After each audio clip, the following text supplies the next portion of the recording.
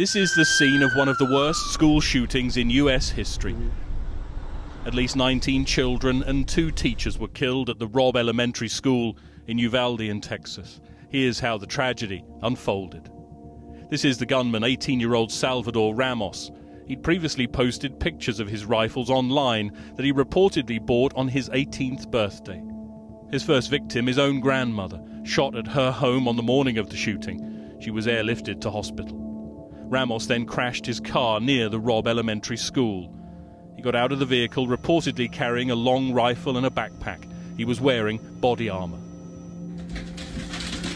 Oh, Officers then exchanged gunfire with Ramos, but he was still able to enter the school. Some of those officers were shot, so at that point they began breaking windows around the school, trying to evacuate children, teachers, anybody they could, trying to get them out of that building, out of that school.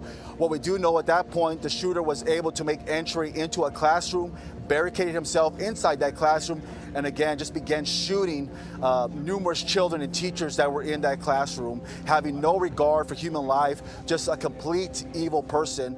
He was eventually shot dead after officers forced their way into the room. These are just some of the victims, all of them killed in one classroom for 4th graders, just 9 or 10 years old. The shootings led to more calls for gun control in the US, as well as frustration from politicians over a lack of action after previous shootings. An elementary school.